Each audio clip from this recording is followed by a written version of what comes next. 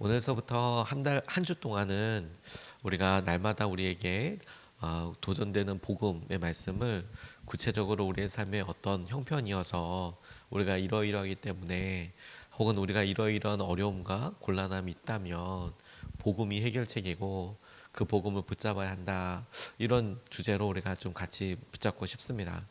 복음에 대해서는 우리가 많이 들었고 우리를 살리신 구원, 그 놀라운 예수 그리스도의 이루신 능력, 이걸 잘 알고 있는데 정작 우리가 마치 어렸을 때 수학 문제를 풀 때 보면 다 아는 것 같은데 막상 실전 문제를 풀어보면 이게 왜 잘 안 풀리지? 왜 조금 더 이렇게 변형된 문제를 풀어보면 나 모르는 것 같지? 나는 이거 다 알고 있는데 이런 느낌이 오듯이 우리는 복음을 잘 알고 있는데 근데 정작 우리 삶에 느끼는 여러 문제들, 한계들을 마주하게 될 때, 난 이게 왜 이렇게 어렵지? 복음을 적용해야지. 이게 복음을 적용해야 되는 거구나. 혹은, 이걸 복음에서 이렇게 이야기하고 있는 거구나. 이렇게 거꾸로 복음이 무엇이어서 이렇게 적용된다라는 것에서 우리의 삶이 이러하니까 그래서 꼭 복음이 우리에게 필요한 것이다. 이제 거꾸로 굳이 표현한다면 귀납법적으로 그렇게 우리가 우리의 상황을 대표적인 상황들을 빗대어서 우리의 복음을 다시 한번 생각해 보면 좋겠습니다. 오늘 첫 번째 시간으로 우리가 간간히 느끼는 어쩌면 깊이 느끼고 혹은 폭 자주 느끼는 분들도 계실 텐데 우리의 삶에 우리가 외롭고 힘들다면 그것이야말로 복음이 꼭 필요하다. 외로운 존재이기 때문에 복음이 필요하다. 그걸 우리가 생각해 보면서 그래 우리가 마치 목이 칼칼하면 감기약을 먹듯이 우리가 외로워 마음에 이걸 어떻게 벗어나지? 그럴 때마다 우리가 붙잡아야 할 것은 예수님께서 말씀하신 그 복음의 말씀과 그 생명을 붙잡아야 하는 거구나. 이거 우리가 꼭 기억하고 오늘 같이 붙잡을 수 있으면 좋겠습니다. 주님께서 우리에게 처음으로 허락하셨던 사람 돕는 배필 아담과 하와가 만났을 때를 보면 서로에게 돕는 배필 에제르가 되어야 할 텐데 에제르라는 말 자체가 하나님의 손길이라는 뜻입니다. 그러니까 주님께서 돕는 배필 에제를 허락하셨다라는 것은 하나님의 손길이 될 사람을 허락하셨다라는 의미이겠죠. 하나님이 계셨지만 하나님께서는 우리의 삶의 일상에 하나님의 손길이 되는 사람을 허락하셨어요. 저는 그래서 우리에게 만약에 도움이 필요하다면 우리가 그런 느낌을 느낀다면 다시 말해서 우리가 그것이 필요해라고 느껴지게 되는 외로움을 경험하게 된다면 우리에게 완전한 도움이신 에제르이신 예수님이 꼭 필요하구나. 여러 사람들도 우리에게 에제르의 손길이 될 수 있겠지만 다른 누구보다도 주님의 말씀하신 완전하신 성령님의 우리를 도우시는 위로하시는 성령님이 꼭 필요하구나. 이걸 우리가 붙잡을 수 있으면 좋겠습니다. 먼저 우리가 외로움에 대해서 좀 이해하는 것이 필요하겠는데 오늘 본문 15절 16절 말씀을 보면 주님께서 내 발을 원수의 올무에서 건지시는 분이시기에 내 눈은 언제나 주님을 바라봅니다. 주님 나를 돌보아 주시고 나에게 은혜를 베풀어 주십시오. 나는 외롭고 괴롭습니다. 이렇게 이제 표현하고 있습니다. 우리가 스스로 선택하여 혼자 있는 것을 말하는 것은 아닙니다. 고독을 선택해서 내가 어떤 목적과 어떤 상황에서 더 좋은 가치랄까 이루고자 하는 일이 있어서 그것을 참아내는 경우들도 있죠. 상산적인 어떤 것을 위해서 이런 것을 말하는 것이 아니라요. 보다 근본적으로 우리가 이 세상에서 내가 아무한테도 이런 이야기를 할 수가 없어. 내가 당하고 있는 형편을 몰라. 우리 가정에서 내가 느껴지고 있는 것을 아무도 나눌 수 없는 것 같아. 도움을 청할 사람도 없네. 그래, 내가 누구한테 이런 도움을 청하나. 이런 것들이 여러분, 우리 마음속에는 정말 본능적으로 있는 것 같아요. 나의 마음을 알아주는 사람도 없겨질 때 여겨지게 되는 마음을 외로움이라고 하죠. 그러니까 우리가 무엇을 위해서 그래 내가 열심을 해서 잠깐 주위 사람들과의 연락도 끊고 하게 되는 것 그런 걸 말하는 게 아니라 우리가 바쁘고 분주한 삶을 한가운데 살아도 여러 사람들 친한 사람들 가운데 있어도 한가운데 날아오는 어떤 비수처럼 내 마음이 왜 이렇게 헛헛하지, 힘들지 라는 생각이 든다면 딱 바로 그 마음입니다. 내가 도움의 손길이 필요하고 누군가의 관심이 필요하고 누군가에게 그런 의미 있는 사람이 되고 싶다라는 것은 하나님께서 창세기에 아담과 하와가 만나게 하시고 서로에게 필요의 손길이 필요하다라고 깨닫게 하시는 바로 그 모습, 흙이기 때문에, 그리고 주님의 놀라운 창조의 섭리 가운데 반드시 필요한 우리의 한 모습처럼 저는 여겨진다라고 싶어요. 그런데 여러분, 주님께서 이런 모든 다 채워주시죠. 아담과 하와가 만나게 하셨던 것처럼. 근데 안타까운 것은 여러분, 우리의 죄가 하나님이 이렇게 자연스럽게 채워주시고 만나게 해주시고 공급해 주실 거야, 이런 믿음과 신뢰에서 멀어지게 해서 우리가 우리 스스로 찾고 계획하고 실패감을 느끼고 어렵고 하고, 그래서 더 그 기분을 증폭시키는 그런 상황에 이르게 된 거죠. 외로움 자체가 그렇다고 그렇게 생겼구나라고 싶지만 정작 우리가 그렇게 느껴지고 있는 이 마음의 실체는 하나님께서 처음에 우리에게 예비하신 그 한도를 훨씬 넘어서 우리는 그 일에 오히려 고통스럽다, 어렵다, 힘들다라는 것을 느낄 정도까지 나아가게 되는 경우들이 있더라는 거예요. 장폴 사르트르라는 실존주의 철학자가 인간의 관계를 설명할 때 그는 하나님에 대해서 인정하지는 않는 그런 철학자였어요. 설명할 수 있는 방법이 없었습니다. 그래서 자기가 표현할 때에 가장 합당하다고 생각한 표현으로 뭐라고 이야기하냐면 타자는 지옥이다, 이렇게 설명을 해요. 타자는 지옥이다, 다른 사람은 지옥 같다. 도무지 이해할 수도 없고 그런 사람들과의 관계에서 느껴지게 되는 것은 고통이다, 지옥 같은 고통이다, 이런 느낌이 확 오지 않습니까? 알 수도 없고 그러죠. 근데 반면에 자신을 존재하게 하는 매개자라고도 설명해요. 내가 나이도록 존재하도록 하는 그런 통로임도 분명하다. 타인은 나를 되게 고통스럽게 하고 함께해서 그것 자체로 힘들지만 아이러니하게도 그 사람들로 인하여서 지금의 나는 이런 모습으로 존재하고 있고 이런 모습이 되어가는 거다라고 그가 그렇게 이야기해요. 그래서 세상에 버려졌다고 그렇게 자기의 삶을 이해합니다. 실존주의 철학자들이 그래요. 근데 세상에서 살면서 하나님을 빼고 설명하려고 하니까 당연히 그렇죠. 하나님의 계획과 하나님의 목적과 하나님 만나게 하심을 그냥 가로쳐 버리고 빼고 설명하려고 하니까 사람들과 태어나 보니 사람들과 함께하고 있는데 나는 그 사람들을 잘 모르겠고 이해시키는 것도 힘들고 괴로워. 근데 떠나 살자고 하니 이 사람들과 사회적인 관계에서 나는 살아가게 되고, 그래 지금 내 모습을 어때고 교육도 받아야 되고 먹거리도 필요하고 뭐 이런 것들 떠날 수도 없어. 그래 나는 이런 고통받으면서 계속 살아가야 하는 거구나 라고, 마치 실존주의 철학자는 그런 의미에서, 딱 이런 의미에서는 불교의 어떤 모습과도 참 많이 닮아 있어요. 인생은 진짜 고통이고 힘들고 어렵구나, 떠날 수도 없구나, 오히려 이럴 때 관계를 확 떠나버리자 라고 이렇게 이야기하는 것이 불교 쪽과 조금 더 가깝다면, 실존주의 철학자들은 그냥 고통이야 이렇게 받아들이면서 살아가는 면들이 있어요. 그런데 여러분, 성경은 그렇게 이야기하지 않습니다. 오히려 우리의 모습을 명확하게 이해시키고, 그래서 우리에게 하나님께서 주신 근본적인 해결책, 우리가 원래 그렇다면, 그래서 하나님께서는 처음부터 어떤 것들을 계획하시고 우리에게 완전한 은혜를 베풀어 주셨나에 대해서 질문하게 하죠. 사람은 처음부터 혼자였어요.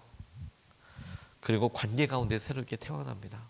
그걸 창세기 2장 18절 말씀이 이렇게 이야기합니다. 여러분 프린트에도 넣어드렸는데, 주 하나님이 말씀하셨다. 남자가 혼자 있는 것이 좋지 않으니 그를 돕는 사람 곧 그에게 알맞은 짝을 만들어 주겠다. 여기서 돕는 사람이 바로 에제르인 거예요. 사람이 처음부터 혼자 만들어 놓았지만 그 좋아 보이지 않아. 그래서 돕는 사람을 만들어 주어서 그런 사람을 통하여서 완전하게 될 거야, 알맞는 짝을 만들어 줄 거야.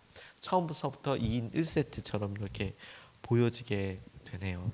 이때 여러분, 좋지 않아 라고 이야기할 때 하나님께서 나쁘다라고 이야기하신 것이 아니라 좋지 않다라고 이야기한 면도 퍽 흥미로워요. 하나님이 우리를 보시고 좋다라고 말씀하셨잖아요. 사람을 만드시고 두 번이나 정말 최고로 정말 하나님께서 보시기에 좋았다, 심히 좋았다. 두 번 말씀하신 게 아니라 심히 좋았다, 이렇게 말씀하셨잖아요. 그러니까 하나님의 흡족함과 그런 마음을 보셨는데, 그런데 그럴 때 하나님께서는 처음서부터 하나님께서 주시는 의도와 계획 가운데 우리가 다른 사람들과 만나 사랑하면서 완전하게 이루게 될 그런 사람의 모습을 사실 생각한 것이다라고 우리가 볼 수 있죠. 혼자 있는 것이 외롭지. 그러니까 하나님께서는 사람들을 만나게 하시고 하나님과의 관계를 통해서 우리에게 완성되는 삶에 대해서 말씀하시죠. 그러니까 외로움은 우리에게 본능적이면서도 또한 하나님의 우리를 온전하게 만드는 아주 중요한 그런 갈망이기도 해요. 하나님은 천지를 창조하신 하나님이실 뿐만 아니라 관계를 만드신 분이시거든요. 관계 안에서 우리들은 사랑을 경험하지만 반대로 고통과 외로움을 경험하기도 합니다. 그럼 하나님께서 만드신 것이 악하냐? 전혀 그렇지 않죠. 좋죠.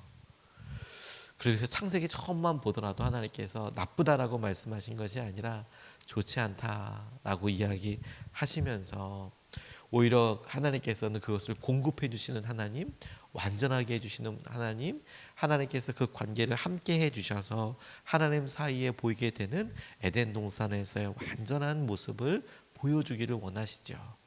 근데 여러분, 이게 탁 틀어지게 된 게 뭔지 아십니까? 아담과 하와의 죄로 인하여서 하나님께서 말씀하신, 우리에게 허락하신 에덴 동산에서 쫓겨나게 됐을 때, 하나님께서 그들의 삶에 없게 되었을 때, 동행하지 않게 되었을 때, 그리고 사람들이 죄로 인하여서 의식적으로 하나님과 함께하는 것을 포기하게 되었을 때부터 하나님이 우리를 만드실 때에 그런 모습으로 만드신 것이 우리에게 큰 상처와 혹은 허물과 아픔으로 작용하더라는 거예요. 여러분, 돈 자체가 나쁜 거겠습니까? 중립적인 거죠. 어떤 사람은 은사가 있어서 돈을 더 많이 벌 수 있고 못 벌 수도 있고, 그리고 그것을 사람을 섬길 수도 있고 살릴 수도 있고, 그리고 서로 사랑을 나누는 데에도 돈이 어떤 방법으로는 표현의 방법과 수단이 될 수 있죠. 하지만 그 가치 중립적인 것이 어떤 때는 너무 힘들다, 낙담된다, 혹은 우리의 정체성을 막 그냥 스스로 막 나는 연봉이 이것밖에 안 되고 월급이 이것밖에 안 되고 막 힘들게 하는 원인이 되기도 해요. 돈이 나쁜 겁니까? 아니요. 돈에 대해서 생기게 되는 결과와 그 결과를 해석하고 느끼는 우리의 마음 속에 정상적, 건강하지 않은 모습이 있는 것이죠. 외로움도 다 그래요. 그래서 저는 이렇게 생각하고 싶어요. 그래서 나중에 느껴지게 되는 외로움에 대해서, 그 외로움에 대해서 원인이 죄다라고 이렇게 설명을 하시더라고요. 처음에 하나님께서 우리에게 느껴지는 본능적인 것과 실제로 우리 삶에 느껴지게 되는 그 외로움은 처음의 모습과 하나님의 형상대로 만들어진 모습과 지금 우리가 실제 삶에서 느끼는 모습이 너무 다른 거예요. 그 지금 우리가 느끼는 이런 마음에 느껴지는 것으로서의 외로움은 그 원인이 죄인 거예요. 그래서 꼭 복음이 필요한 거죠. 이사야서 59장 2절 말씀을 보면 오직 너희 죄악이 너희와 너희 하나님 사이를 갈라놓았고 너희 죄가 그의 얼굴을 가리어서 너희에게서 듣지 않으시게 함이니라. 오직 너희 죄악이 너희와 너희 하나님 사이를 갈라놓았고 너희 죄가 그의 얼굴을 가리어서 너희에게서 듣지 않으시게 함이라. 사랑하는 부모님께 원치 않는 실수나 행동으로 인해서 느꼈던 고립감은 관계 가운데 우리의 외로움과 그 깊은 내용을 보게 하는 통로가 됩니다.